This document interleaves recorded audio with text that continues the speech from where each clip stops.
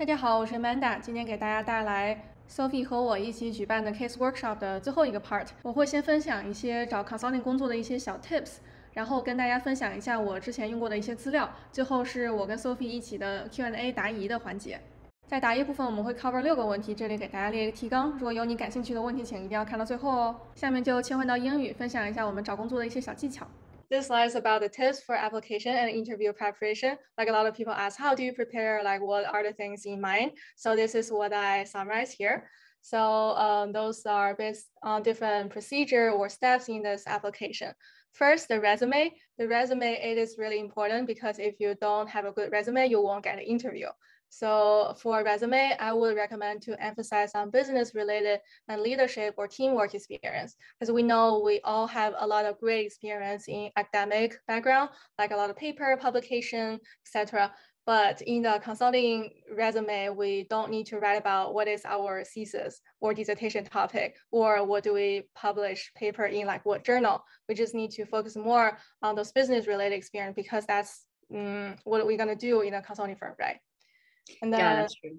Yeah, and then the second one is just revise again and again. Find everyone who can help you on the resume. And I would recommend to reach out to the people in the industry or just your career center, because they have actually a lot of expertise in those consulting or business related resume. Yeah, that's true. And especially when you make it, so the resume needs to be 1 page. If you're going over 1 page, that there's a penalty for this. Definitely make it 1 page, which means if you have a long list of publication, you cannot put your list of publication. That takes a lot of space. One strategy for your academic performance is that you can summarize all your publication into like 1 sentence. Like, for example, I have published 3 papers focusing on what, and it gets in total how many citations, and it gets what kind of honor. So this 1 sentence is more impressive than the list of publication to the HR who's scoring your resume, right? So make sure like make everything friendly to non-science peoples, and condense your resume into 1 page. Okay, sounds good. And then you probably remember I mentioned the FIT interview or PI interview at the beginning. It's usually only 10 to 15 minutes into interview, but it is equally, if more important, to the case interview, because all of us will spend a lot of time, like hundreds of hours practicing the case, but a lot of people just didn't prepare for the FIT at all. That is really not a wise movement, because if you think about it, the consulting is a people business. You have to deal with people on a daily basis, and they really wanted to have someone who can work with his team and they can handle and maintain a good relationship with the client, so that they will really want to find the people who can work with people and have a great personality. That's why the fit is so important. And also it actually came first before the case interview. So that will already be the first impression of this candidate to the interviewer. Yeah, and as a separate note, I highly recommend everyone be over prepare on the PI and the behavior, because these are some things you can prepare beforehand. Especially for McKinsey, they already define the questions. It's like it's an essay. So you just go back and prepare all the topics they define and in your database, and you just pull out when they ask the question. So there's no innovation or in your interview. So just be prepared on that. If you impress your interviewer in the PI stage, you're gonna be save your life so easy in the case. Yeah, and also you can practice a PI with your case buddy. Also, Sophie and I practice a lot, and we know so much about each other from the PI story.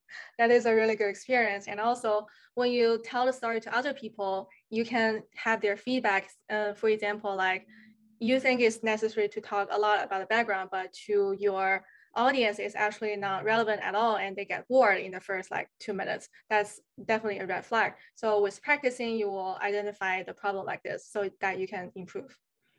Okay. Yeah. And since one audience asked the question, like, does the consulting firm ask why consulting, why McKinsey? We can answer that question here. Yeah. So I think for my interview, I interview in America.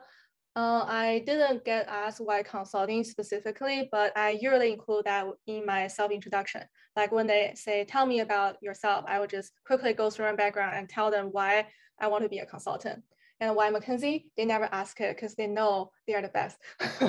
just a joke. Yeah, but they don't really ask about why McKinsey because they know everyone wants to go to McKinsey. Yeah. That's true. So why consulting? That is definitely a question you want to prepare on, even though like they don't ask you. You want to incorporate it into your self-introduction, especially you're from a PhD background or STEM background. It's not naturally to go into consulting compared to a business student. So you definitely want to demonstrate your thought process and how you plan your career. They're curious about that. So prepare your why consulting question is important. And for MBB, they typically, I don't think they ask why MBB. They're confident enough because they know like if they got offer, candidates will go. But the life science consulting firms, they ask a lot about why them. I have been asked why Clearview, like why CRA, why ZS, like a lot of questions, like they ask that just because they are more like a boutique life science consulting firm and they have a relatively smaller team. So they really want people who feel happy to work there and they want a good fit for the candidates. So they ask that question. So for that type of question, I recommend you to do a little bit of research on the company in terms of their team, network with their people, ask about their atmosphere, and also do some research about their business, their achievements. If they have disclosed some of their cases, you can talk about that. Do some research on that. So then you can have a good answer for why their firm. So basically, they just want to know your motivation for the firm. Yeah, that makes sense. Okay. We have a question, what would be the length of PI answer? So I think for me, I prepare 8 minutes long answer. It's like a monologue of 8 minutes. But in the real case, you will probably be interrupted by the interviewer to ask follow-up question or have a discussion on a certain scenario. So it will fit into the 15 minutes time frame. So the PI is usually longer. And the BCG and Bain, they don't expect your behavior to be that long. So for BB, for the same story, make sure it's under 3 minutes monologue. And if they ask for more information, you just talk about more information. And then we can move on to the next one, the case interview. So besides what we talked about already, about how to do a case, it is great to summarize every case you practice, which means take the notes. I usually take notes in Word documents so that I can search. And also I have a case tracker in Excel to write down what case I have practiced, in which casebook, what is the title, what is the type of this case, is like an M&A or market entry, what industry is it, when did I practice, who do I practice with, and how do I feel about this case? Is it a good case? Like, is it worthwhile to do it again with a case buddy, or it is a terrible written case, I don't want to look at it again? Yeah, something like that. So it is easy for you to get an idea of how the case coverage you already have, like, oh, I want to interview for a life science firm, but I just have one life science case before, so I have to focus on a life science case in my following practice session, something like that. And yeah, just like I just mentioned, always give good cases to a case buddy, because when you give this case to other people, you're actually thinking as an interviewer, so you will have different insights. And also, if you have great case buddy, just like Sophie, she will tell you a lot of really interesting answer that you can never think about. Thank you. Okay. So for network, yeah, I think Amanda and I share the same perspective. We think network it's very important for the purpose of getting to know consulting in general and getting to know each different firm, because like all you learn from secondary research, which are from websites, may not be very accurate, or like may not be very accurate to the firm. You definitely want to hear some insiders' perspective about the firm. So I think networking is very useful for getting to know that. But a lot of people are asking whether they can get a referral from networking. I think referral is definitely there. Like you can get referral from networking, but I don't think it's very crucial like to network for a referral, because usually it's relatively easy to get an interview, but it's hard to pass the interview. So like spending more time on practicing your interview skills, it's and then make your resume looking better. It's actually better than spending too much time on like trying to get a referral from someone. Yeah, that's my perspective. Yeah, I totally agree. And I also personally like to chat with different people with different backgrounds. So it's really a good time for me to chat with a consultant. And usually they are really nice, especially if they're your alum. So like I just cold message people on LinkedIn. A lot of them reply. I think around 50% to 60% of them actually reply. And they will take a phone call with you like 10 to 15 minutes, or they will just answer a question you type into the chat box. So they are really helpful resources. Sounds good. And then last but not the least, everyone should do your own research, treat it as one of your research project, and then try your best to do it if you really want to get the offer. And then also you can make your own path. You don't need to follow or copy anyone's experience. Just do things you really like to do. Like a lot of people do case competition, but I've never been in one case competition. But that's my own experience. Like I find the thing I'm really interested in and spend a lot of time on that. And eventually it's going to help me. Yeah, just got one more question, like 8 minutes for one story. So he seems surprised for that. That's only for McKinsey. Like you don't want to talk about 8 minutes of story in any other interviews. It's just because McKinsey asks for a lot of information. So before they dig deeper, you just manipulate the conversation and talk about the information you want to offer. So that makes your story 8 minutes. But even though like 8 minutes on monologue just sounds very boring. So even though it's an 8 minute story, it looks like interactive. You just talk about your 8 minute story, but it looks like the interviewer asks for the information that you just right there to offer, right? So it's something that you can practice on. Yeah, so those are the resources that helped me. So recommended 2 books. First by Victor Cheng. I think most of you may heard of it. And then the next one is Case in Point. So I think those are good reading material to start with to get to know like what is a case interview. But I would say that they're a little bit outdated, especially the Case in Point. You can see a lot of company mentioning the book as already bankrupt. So you just have to be critical in the content. And then I think another great resource a lot of people ignore is actually the firm website. They have a lot of sample cases. And then especially for a life science firm, different firms have different style. And then the firsthand information can be found on the website of the firm. And also for MBB, they always hold a case workshop and like information session. And then you can subscribe to their email list so that you can get a notice on time.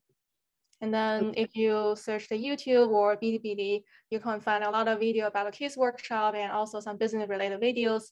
And also, just as I mentioned before, do network, find your peer, and then connect the alum at the firm so that you will know some insider information. Thank you so much, Sophie and Amanda. And this is a very informative session and I appreciate your time. I do have one question, which is for the preparation for the case, because sometimes we have to do the market sizing and things like that. It may require some common sense question like the industries of certain countries or the population.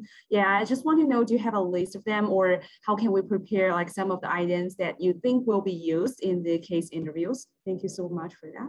I can answer it first. I think for me, I don't have a list for that, but for the kind of information you mentioned, you can always ask your interviewer because you're not expected to remember the population of a country you're not familiar with.